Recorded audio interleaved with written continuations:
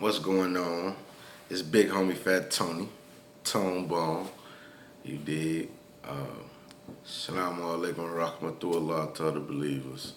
Um, so what we doing here is Chronicles of Crook County. In no way, especially for the kids, any kids might stumble upon this video. In no way am I glorifying going to jail, being in jail, catching the case. In no way, shape, or form am I intending to glorify that type of lifestyle, those type of ordeals happening in your life. Because in no way, shape, form, or fashion is that what I intend to do. Actually, I intend to do the opposite and deter those that may be living this lifestyle that'll cause you to go to jail, in and out of jail, living this lifestyle to slow down and for it to be a deterrent not to do things, not to put yourself in predicaments to end up in these predicaments that I'm here to talk about today. So I mean for it to be a deterrent from going to jail. Also, maybe it's a little humor in some of these, so a little bit of entertainment, but for the most part, as a deterrent on going to jail. And just to show you just how messed up it is. And I like to call it Crook County Jail because I feel like the politics of the county is crooked. I feel like the Department of Corrections is crooked.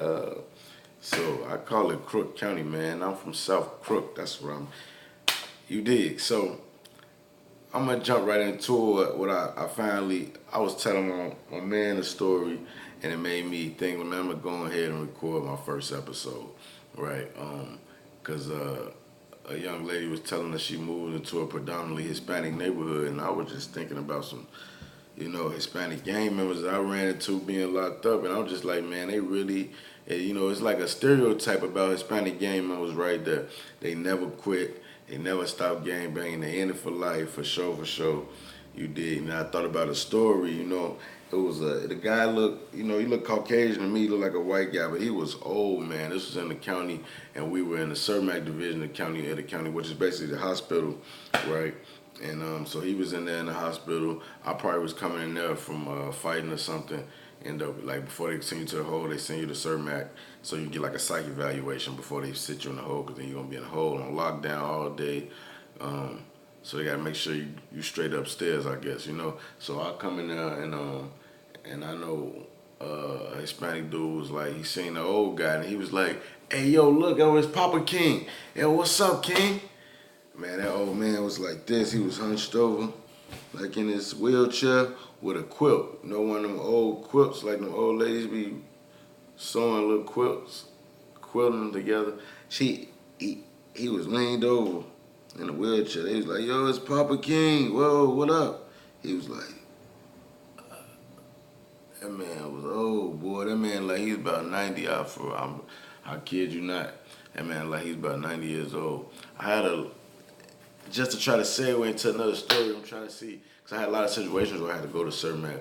I had a lot of fights in that, man. I try not to fight, like, and in the midst of me telling these stories, I want to go into my story, like, because I grew in there, you know what I'm saying? Like, I was reading Quran a lot.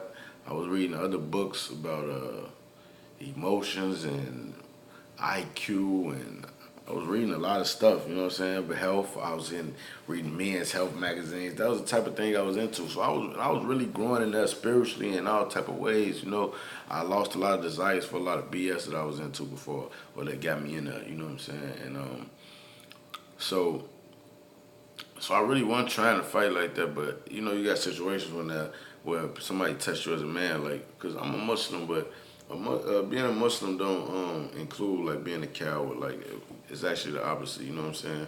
So you're not the toughest thing walking. We actually shouldn't even fight unless it's in self-defense. But you get situations where somebody tests you as a man. Now, I think it's been times I hit somebody first, but most of the time, you know what I'm saying, it was a situation where I was being threatened, And one situation was it was a little guy. I don't want to glorify all this gangbang stuff. Some of it got gangbang stuff involved, but I know he was shaking up with a member of a Hispanic gang. A member that they wasn't in the same gang, and he was shaking up the Hispanic dude. He was shaking up King with him. And so I was kind of an instigator a little bit too at the time, I think. And so it was this little white dude. He was Latin folks. I know he's gonna get turned up. I told him about I was just telling him about it, like kind of gossiping, like, man, he's shaking up King with them. Look at dude, what they be on, what they take weird. You know what I'm saying? There was another SD dude, so he's really gonna get turned up about him. He's like, why you keep hanging out with King? Oh, this is a funny story too. So he was like, the little white boy, he was Latin folks, he was SGD, he was like, man, he asked the SD, like, why you be always hanging out with King, bro? Why you hanging out with them? You kicking with them, cooking with them, eating with them and stuff. You don't be trying to cook with me and stuff.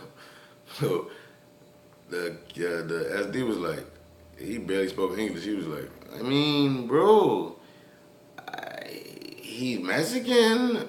I speak Spanish. He speaks Spanish. So I said, hey, let's eat, make some burritos. I was dead. I was dead. I kid you not. But so I'll tell him about the black dude that was shaking up with the King dude. I don't know if he overheard me. I don't know. He got the argument. He got to get loud in my face. Like, man, I do what I want. I mess with the King brothers. I do what I want. I'm like, bro, I don't even care what you do. At that point, like I said, I was being silly because I was instigating, but I didn't care a lick about that gangbang stuff at all. I was to myself, making salat, praying every day, all day, 5 times a day. I didn't really care, but he was getting all in my face, and he was like, man, he was getting closer and closer, and I just bust him. Bow. I ain't gonna go into all that. Like, I won that one. I'll tell y'all about the ones I lost, so y'all know I'm keeping it funky, but I won that one. I pieced them up all over the deck.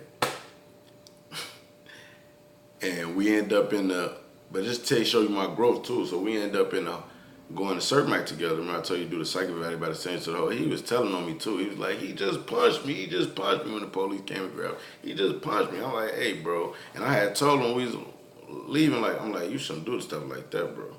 Like, you telling, bro, motherfucker, yeah, people, you'll have a kite following you that you telling. I'm like, you shouldn't do stuff like that. I didn't even mind. I knew what was going to happen to me. I knew they caught me beating him up. I knew I was going to the hole. I was a vet in this at this time. He was a young dude, and I seen him. He was trying to get me into with some other guys. So it was a long story short. He was trying to get some other guys to feel the type of way about me when we got to the hospital. So all I did, I told him, I said, bro, all this will just happen with me and you, us fighting and all that, us getting into it, bro, that ain't about nothing, bro. That ain't gonna make your time go by better or nothing. That's just gonna make things worse. You're gonna go to the hole, can't get your visits. That used to make me sick. I'm in a hole. My baby mamas can't bring my kids to see me now. Like, that just make me sick. So I end up telling him, like, man, that just wasn't about nothing, bro. That ain't the way to go, bro. And see, look, you got packed up. So he was like, so why did it happen then, brother?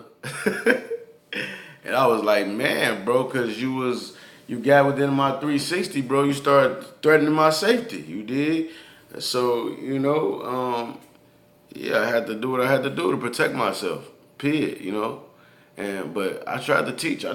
Some young brothers once I felt like I started seeing the light, like, this ain't where it's at, man.